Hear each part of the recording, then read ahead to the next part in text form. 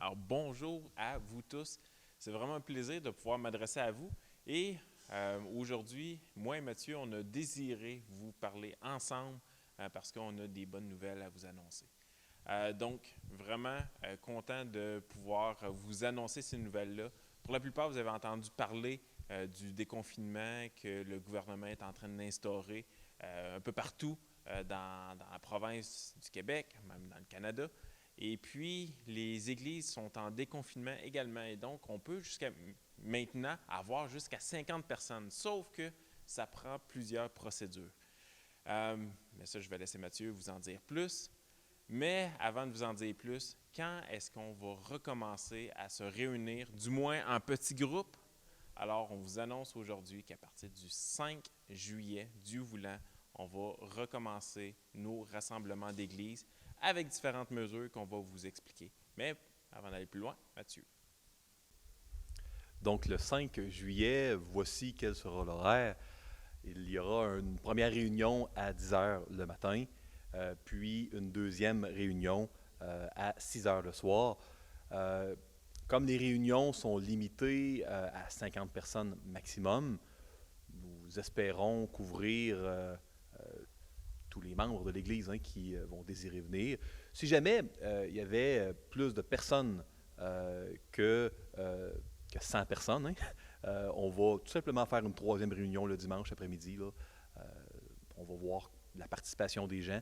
C'est très important pour l'équipe pastorale que personne ne soit laissé en arrière et que toute personne qui désire se réunir le 5 juillet puisse le faire. Alors, pour éviter que vous vous déplaciez pour rien, parce que, bon, comme Mathieu l'a mentionné, c'est un nombre limité de 50 personnes, on va y aller sous forme d'inscription. Donc, vous allez devoir payer une somme de 200... Non, c'est pas vrai. On ne payera pas les chaises. Alors, vous devez vous inscrire auprès de Lise Dupont.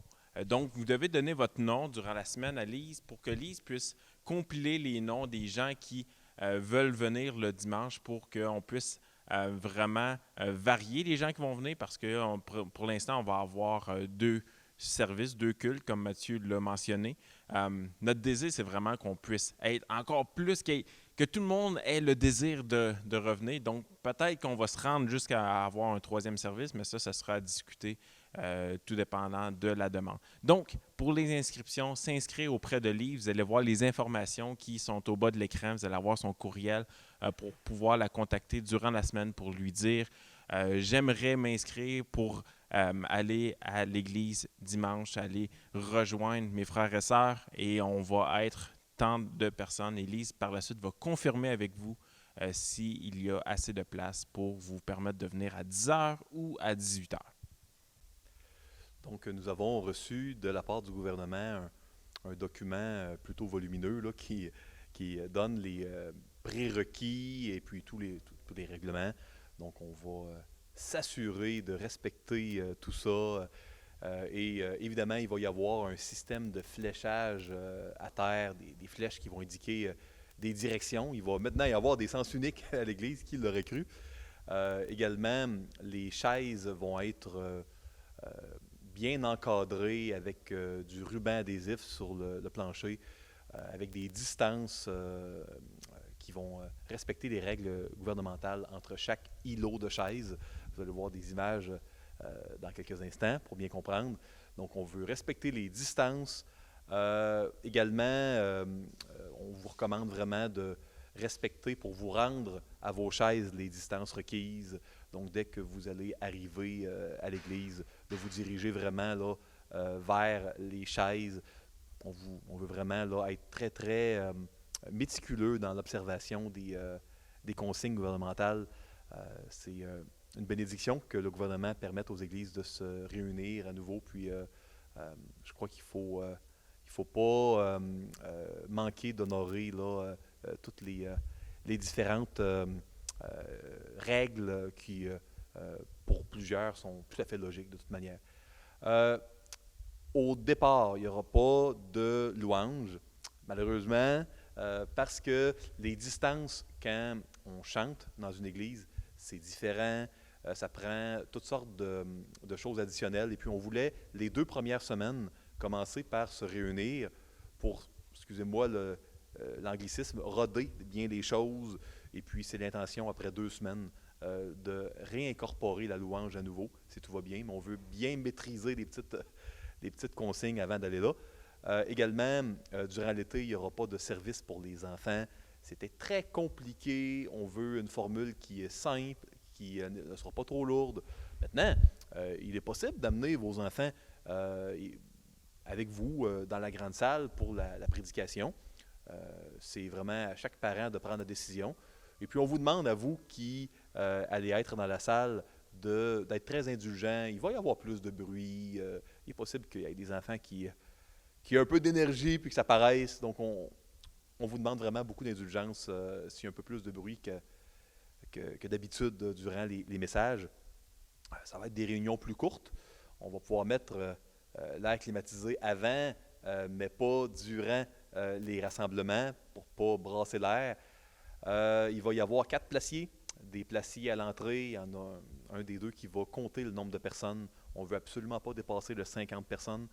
Mais comme c'est sur l'inscription, puis qu'on va bloquer à 45 pour ne pas renvoyer des visiteurs, si jamais il y en a, qui sait, malgré la crise du COVID, on veut être respectueux de cela. Il va y avoir seulement une personne à la fois dans les salles de bain. Il va y avoir des placiers devant les portes des salles de bain.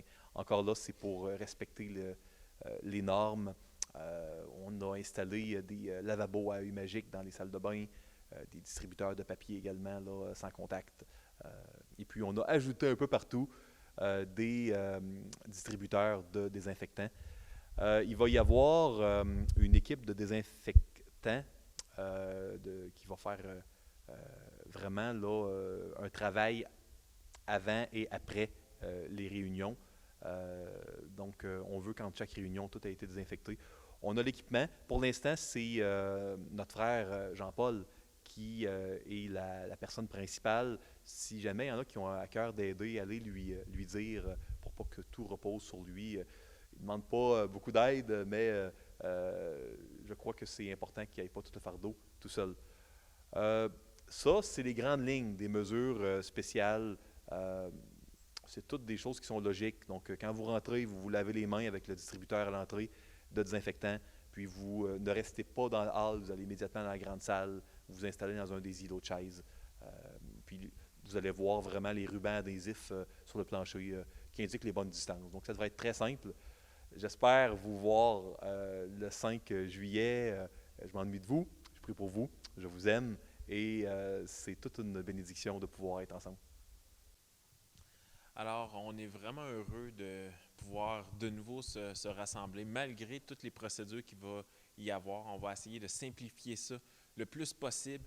Et notre désir le plus ardent, c'est que vous ayez tous ce goût de revenir voir les frères et sœurs, que vous ayez ce désir de revenir, malgré le fait qu'on ne pourra pas se faire de câlin, on ne pourra pas se donner la main, il va falloir garder une certaine distance, mais juste de revoir les frères et sœurs, de pouvoir se parler à distance. Notre désir, c'est qu'on puisse se rendre jusqu'à faire 3 services s'il faut, mais notre désir, c'est vraiment que tout le monde ait ce désir-là. On a vu, en fait, j'ai vu, les pasteurs, on a vu à quel point que durant le confinement, on réalisait des choses et on a réalisé à quel point qu'on prend souvent pour acquis plein de choses en vie et on prend pour acquis nos rassemblements du dimanche. Et c'est vraiment un privilège qu'on a de pouvoir se réunir entre frères et sœurs, de pouvoir se réunir pour la prière, la prédication, la louange. Et donc, on espère que vous aspirez au 5 juillet et que vous allez tous désirer vous inscrire, vous allez tous donner votre nom à Lise et que ça va déborder et qu'il va falloir faire plusieurs services juste pour se réunir ensemble. Donc, sur ce, suivez-moi pour la visite guidée.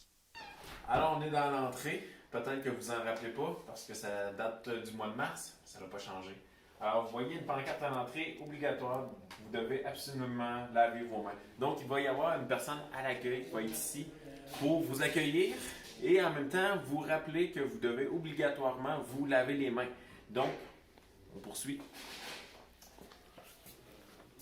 Et donc, on voit ici déjà, il y a du fléchage qui est en train de se faire installer. Alors, il y a des flèches. Comme Mathieu l'a mentionné, c'est rendu unidirectionnel, donc c'est une seule direction, on s'en va par là. on ne peut pas aller dans les autres directions. Et vous voyez qu'il y a des lignes, comme ici, une ligne ici, une ligne ici. Et ça, c'est pour aider à garder les distances. Donc, on doit respecter le 2 mètres entre chaque individu. Donc, si je suis sur la ligne ici, l'autre individu peut être sur la prochaine ligne. Donc, ça ressemble à ça. Par la suite, il y a différentes stations pour se laver les mains. Il y en avait une à l'entrée que vous avez manqué probablement. Il y en a une juste ici, au côté du vestiaire. Il y en a une ici, au côté du café. Il n'y aura pas de café, mais il y a une désinfection. Par la suite, si vous me suivez, les 2 salles de bain sont accessibles. Ce qu'on doit mentionner, c'est que on veut que ça soit pour les urgences. Donc, parce que ça prend une désinfection après chaque personne qui va être allée à la salle de bain. Donc, c'est une personne à la fois. Il va y avoir aussi une personne à l'extérieur pour justement vous faire attendre, dire « Ah, il y a quelqu'un ». Et par la suite, vous allez pouvoir entrer à l'intérieur, aller aux toilettes, vous lavez les mains encore une fois, sortir. Et la personne attitrée à la salle de bain devra aller faire une désinfection de la toilette, des robinets, tout ça. Suivez-moi. Donc, on suit toujours les flèches. Et on arrive dans notre grande salle. Donc, la salle du culte. Présentement, les chaises ne sont pas encore placées, mais vous allez voir qu'ils vont être, il va rester environ 50 chaises. Ils vont être placés en trois îles, 3 îlots.